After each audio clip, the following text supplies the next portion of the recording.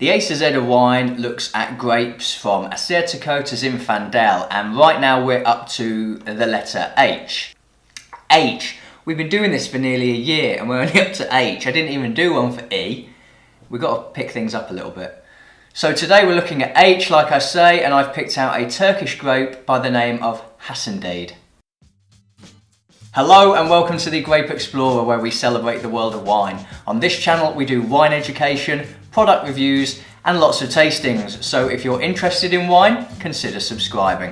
When it comes to the letter H, there actually aren't that many choices. There's Hâşlıvelu from Hungary, and then the only other one that I could actually find was this one, HASANDEDE, which is produced by the Vinkara winery in Turkey. It's a Turkish grape specifically, and actually they're the only producers that I'm aware of that are actually working with the HASANDEDE grape, which until a few years ago was thought of as being extinct. So it's great that someone in Turkey is going to the trouble of making wines out of this particular grape. I think it's really important to keep some of these indigenous grapes alive in the wine industry, otherwise they will become extinct and we'll never know anything about them.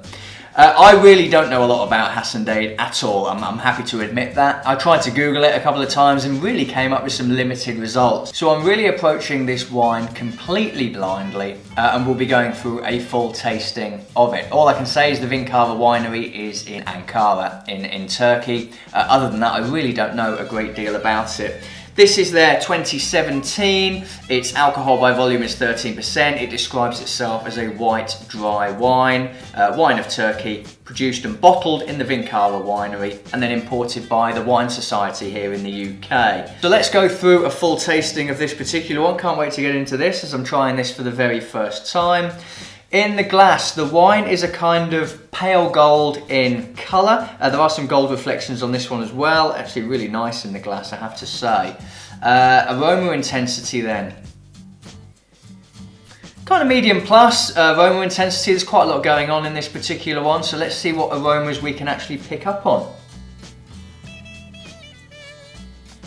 Wow, it's really interesting. It's kind of got a sweetness on the aroma. There's some herbs going on in there as well. It's like, I actually feel like I'm getting something quite mentholy, quite minty on this particular one. And I'm really getting things like pear, grapefruit are coming through, quince perhaps as well on the aromas. So quite complex in nature actually. I wouldn't say this is simple at all. And it's also got a kind of buttery aroma about it as well, so this may have had some oak aging, this particular wine, but let's give it a taste and see how we get on.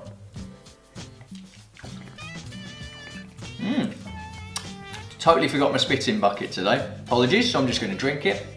No complaints from me on that. Acidity's high.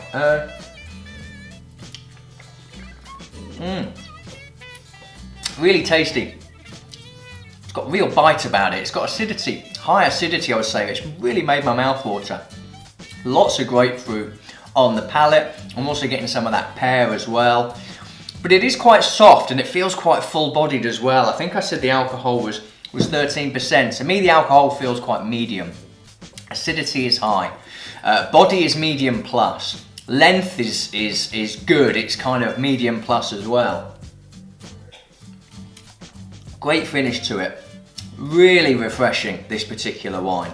I expect that this would have the potential for a little bit of aging. I would say it's drinkable now, but could be laid down for a couple of years. Let me just have some more.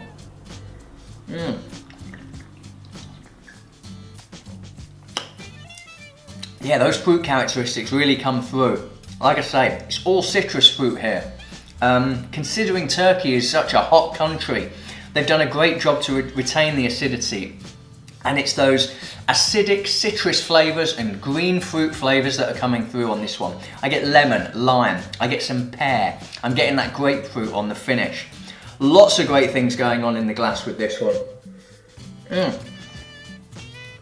I can tell that this bottle isn't going to last particularly long in the household now that it's been opened. Really enjoyable. So, you know, in conclusion, this is in balance. Medium plus on the aromas, medium plus on the palate. It's got a fantastic length to it.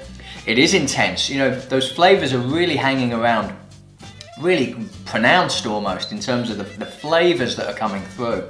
And complexity, for me, I think when I was going through the nose on this one, I got some of those buttery characteristics.